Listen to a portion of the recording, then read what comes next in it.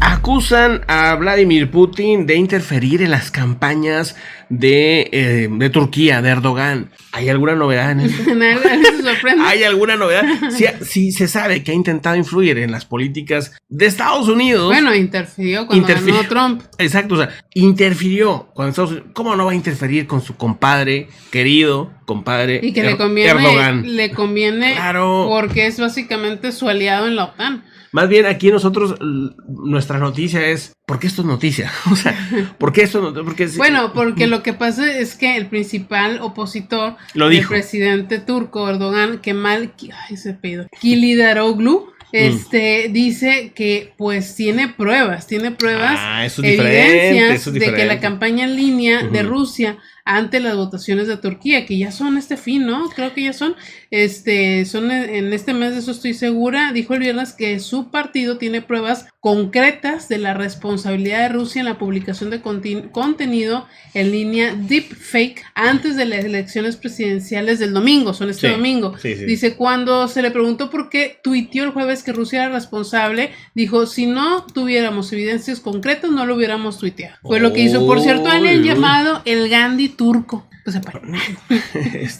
Oye, pues mira, ¿qué está haciendo ahorita Europa y Estados Unidos con las elecciones y con Erdogan y todo? Mira, nadie le habla a Erdogan ahorita. No están esperando que caiga. No, sí, totalmente. Quieren que caiga y sinceramente, sinceramente con toda la razón, o sea, digo, yo no sé quién será este señor y por qué le dicen el Gandhi, ¿no?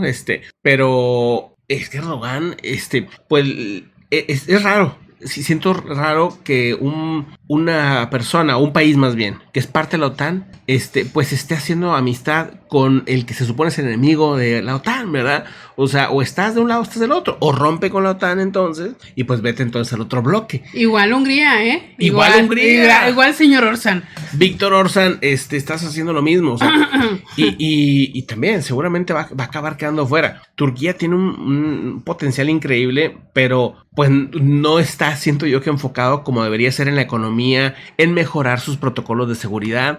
El escandaloso forma en que estaban actuando los constructoras ahí en Turquía fue tremendo. O sea, creo que es un crimen enorme el que hizo Erdogan, porque es su gobierno, de permitir que se construyera de esa manera, ¿verdad? Y que él se jactara, que él se burlara y dijera, sí, aquí hacemos las cosas como nos da la gana y nos saltamos todos los protocolos de seguridad, bla, bla, bla. O sea, pues ya están las consecuencias, ¿verdad? ¿Cuánta gente murió por culpa de este tipo de actitudes y decisiones? Se supone que Turquía, pues, quiere seguir los protocolos muy disciplinados de la Unión Europea y de tratar de hacerse como muy disciplinado en cómo se gestiona algo, ¿verdad? En cómo se gestiona un gobierno, cosa que pues no se está haciendo, pero para nada, ¿no? Exactamente. Entonces, pues bueno, estos comentarios que se hizo, obviamente hubo reacción por parte de Rusia, bueno, por parte de Dmitry Peskov, que dijo que las personas que habían transmitido esas acusaciones, o sea, este señor, eran mentirosas y que Rusia valoraba enormemente sus vínculos con Turquía. Pues sí, los valora tanto que anda metiendo la mano. Pues. Pero bueno, y enfatizó que pues ellos tienen estrechos vínculos con la economía pues de Turquía y pues que ellos buscan un equilibrio en la política exterior. Bueno, pues ahí está, ¿no? Esa es la forma en la que este político pudiera ser que dé una voltereta y gane, ¿verdad? Al parecer no le ha ido mal con el tema, sobre todo por el escándalo de las constructoras en Turquía, pero pues Turquía, Erdogan ha sido un personaje que ha sobrevivido a todo, incluso a un autogolpe de estado. O sea, se sabe que él pues provocó un golpe de estado para quedarse en el poder, ¿te acuerdas? Ya lo andaban queriendo quitar y entonces se genera un golpe de estado, se pone en todo militarizado. ¿Cómo fue eso? ¿En el 2000 algo? Pues nos tocó aquí grabar, o sea, aquí reportarlo, sí, o sea, que fue hace unos cuantos años, pero no me acuerdo qué año fue, 2018, no sé, 17 por ahí, seguramente habría que recordar ahí los videos, pero bueno, vamos a otro asunto, a otro de los titulares de este bloque. Siguen los microsismos. Ahora se reportó uno de 2.2 en la alcaldía de Coyoacán, perdón. Uh-huh. Otra vez no se activa la alerta sísmica porque es en el lugar, in situ.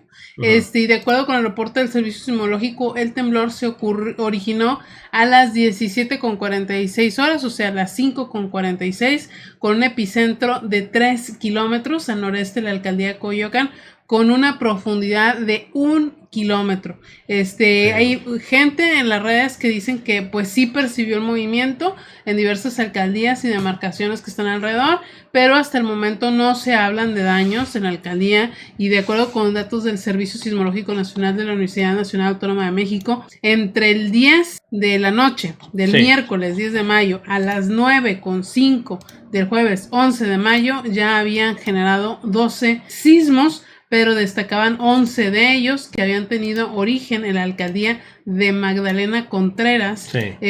Afortunadamente no se reportaron daños ni... ¿Ese que dice qué horas fue? El Coyoacán fue a las 17:46. Ah, sí, es también mismo, hubo uno, sí. No sé si sea el mismo, porque hasta se volvió trending topic. Barraca del Muerto, ¿por qué se llama así? Tiene un nombre muy feo. Que la gente lo sintió muy fuerte ahí. Ahora, no sé si sea el mismo y que ahí se sintió fuerte, o si sea otro, no sé si tengas... No, hacia atrás a lo mejor sí, fíjate, pero no, sí, no. Es el mismo. Yo creo. Otra cosa, ya que estamos con los sismos, nada más rápido, hay algo que nos llama la atención, ¿no? Que hace rato mandé un mensaje allá a un grupo donde están moderadores de lo que antes era La Ruta y luego Podcast 78. Y ahí está Ale, y comentaba que se había visto lo de los 2 sismos seguidos en California de 5 en el norte. Si sigues 2 sismos de 5 al norte en el mismo punto, y luego toda la serie de sismecitos chiquitos que ha habido en California y esta zona, ¿no? En el Golfo de California, también en este pedazo ha habido varios sismos, entre ellos uno de 5, hace una hora, uno de 4.9. Sí, alguien nos lo decía aquí. Sí. De 4.7 en Loreto, Baja California. Bueno, pues aquí lo tiene preliminar, sí. 4.9. A ver si tiene razón, ya debe ser 4.7, ahí está, míralo. 4.7 ya la información última, con 10 kilómetros de profundidad, pero en esta zona ha habido pues bastantito movimiento últimamente, o sea, esta zona, y no se diga pues hacia esta zona, que es ya hacia Mexicali y hacia California, ¿no? Toda esta región. Entonces, esta región, y acá al norte California, que aquí no sale ya en el mapa, pues ha estado muy movido en los últimos días. Mire, voy a irme hacia los sismos mayores a 2.5 y vámonos rápidamente hacia California en los últimos 7 días, nada más para que veamos a ver si de repente no registran los de... No, sí están, mira, los del Golfo de California. Aquí están. Miren, ahí están los del Golfo de California. Vamos a ver si está el de 5. Pues aquí lo tienen 2 como 4.9. Este que está aquí, este otro que está acá, también de 4.9. Aquí en México creo que sí quedó en 5 la magnitud. Son 20 sismos...